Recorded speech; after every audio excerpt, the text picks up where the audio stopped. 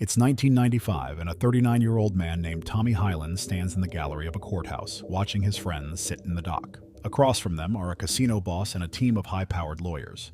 The case isn't just about the four men on trial, it's about an industry worth billions of dollars. Every major casino in the world has its eyes on this courtroom, because what's at stake isn't just a few $1,000s, it is the system itself. And Tommy, a self-proclaimed rebel with a cause, has been planning for this moment for years. His goal is simple: justice. But how did it come to this? How did one man and his team end up challenging an entire industry, an industry that's built on never losing? To understand this pivotal moment, we have to go back 15 years to a time when Tommy was just a young man with a fascination for numbers and an insatiable curiosity about beating the odds. The year is 1978, and in New Jersey, an 18-year-old Tommy Hyland is in his senior year of high school. While most of his classmates are busy planning their futures in traditional careers, Tommy has little interest in academics. He's a rebel without a cause, or at least that's what people think. In reality, Tommy has already found his passion: gambling.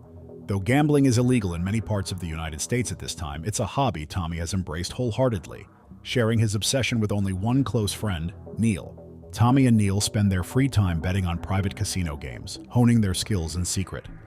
But it isn't until one fateful day in a bookstore that Tommy's life changes forever. Browsing the shelves, a book catches his eye: Playing Blackjack as a Business, by Lawrence Revere. With its bold yellow letters on a black cover, the book promises to reveal the secrets of turning blackjack into a reliable source of income. Intrigued, Tommy buys it and rushes to show Neil. What they find inside will alter the course of casino history. Revere's book outlines two powerful strategies: basic strategy and card counting. Basic strategy, the first method, is simple. It provides a mathematically optimal way to play each hand in blackjack. But it's the second strategy, card counting, that truly piques Tommy's interest. Card counting allows a player to track which cards have already been dealt, giving them a significant advantage over the house. The logic behind card counting is pure math, something that appeals to Tommy, a self-proclaimed numbers nerd. He quickly becomes obsessed. By tracking the ratio of high cards to low cards remaining in the deck, a player can adjust their bets accordingly. If there are more high cards left in the deck, the player has a better chance of winning, and therefore they should increase their bet. If there are more low cards, the player should bet minimally to avoid losing. It's an elegant system, and for two poor students like Tommy and Neil, it presents not only an opportunity for financial freedom, but also a way to challenge the status quo. If they can master card counting, they'll no longer be victims of the system. They'll be their own bosses, choosing when and where to work.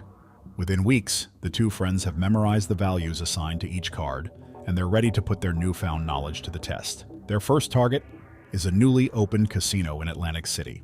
Armed with just $100 each, Tommy and Neil queue outside the casino, hearts racing with anticipation. Their goal is simple: grind it out, track the cards, and bet smart. At first, their play is slow, with small, cautious bets. But as the hours pass and they gain confidence, they start to edge ahead. By the end of their first summer playing together, they've turned their initial $200 into a $2,000 profit, a sum worth more than $9,000 today. Over the next few months, they double their money again. By the end of their first year, they've banked $25,000. For Tommy, it's clear: this is his calling. He drops out of college, fully committed to the life of a professional gambler. However, success comes with its own set of challenges. The casinos don't take kindly to losing, especially to players like Tommy and Neil, who they begin to suspect of card counting. Word spreads quickly, and soon, casinos across Atlantic City are tightening their surveillance, cracking down on players who show any signs of using an advantage. Some card counters are even assaulted in back rooms by security staff, branded as cheats. It's a dangerous game, and Tommy knows it. But rather than back down, Tommy decides to scale up.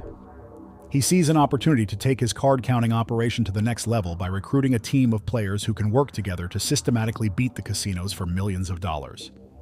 His idea is revolutionary.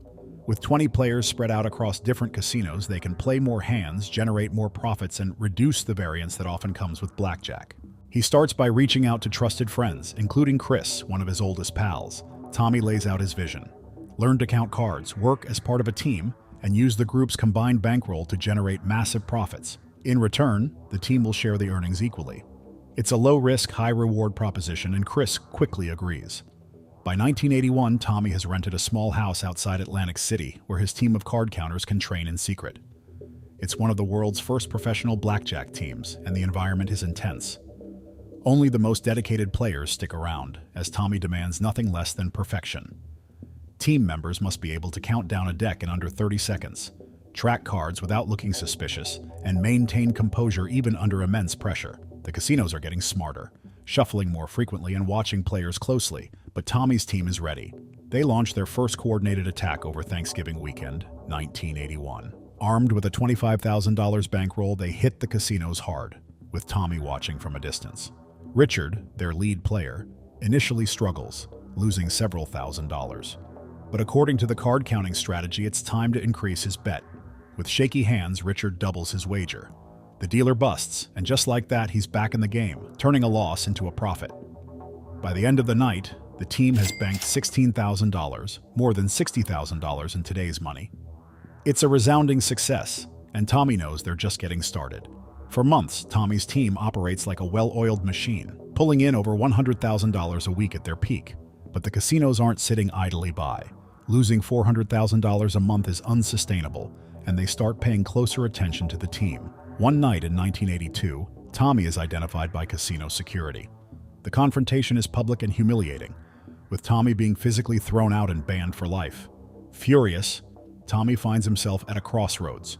Does he quit while he's ahead, or does he fight back? The answer is clear. Tommy chooses to fight.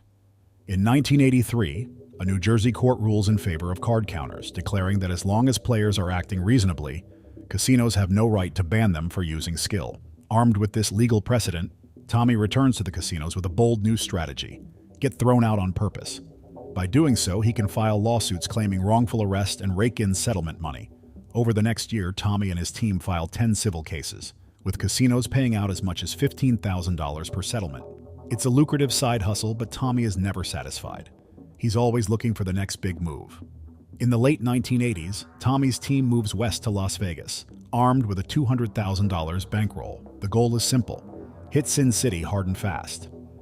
Within 2 months, they've doubled their money, making $200,000 in profit. But Las Vegas is a different beast from Atlantic City. Here, the casinos are more organized, and they're not afraid to get violent. One night, Tommy is caught again. This time, security doesn't just throw him out. They rough him up, take his picture, and send him down a set of stairs. He later learns that his photo has been added to the infamous Griffin Book, a collection of known card counters and casino cheats. Being in that book means Tommy is banned from nearly every casino in Vegas. But Tommy refuses to give up. He and his team start wearing disguises to avoid detection. They also introduce new strategies, including ace tracking, which involves following the location of high-value cards through multiple shuffles. They add women to the team, capitalizing on the fact that female players are less likely to be suspected of card counting. For 3 years, the team continues to rake in profits, using a combination of card counting and ace tracking. But as always, the good times can't last forever. In 1994, Tommy's team targets a brand new casino in Ontario. Everything is going smoothly. Richard, their lead player, receives the signal to bet big. But then, disaster strikes. The casino's floor manager recognizes Richard from his Vegas days. Worse, he's been watching the team's signals. Within an hour, Richard and several others are arrested, accused of cheating. Bail is set at $22,000, and Tommy receives a frantic call back in Vegas. For Tommy, there's only one option: fight back. This time, they'll take it to court. The trial becomes a media sensation, with casinos across the world hoping for a ruling that would brand card counting as illegal. Expert witnesses testify about the team's methods, but the judge isn't swayed. After all, what's wrong with tracking cards in a game designed around math? In the end, the judge rules in Tommy's favor. Card counting is not illegal, and his team walks free. It's a monumental victory for Tommy, a man who spent his life fighting against an industry designed to never lose. But as casinos always do, they adapt. They introduce new rules, shuffle more frequently, and increase surveillance. The House may have lost this battle, but they're determined to win the war. As for Tommy Hyland and his team, it's said that they never truly quit, continuing to challenge the casinos even as the odds grew tougher.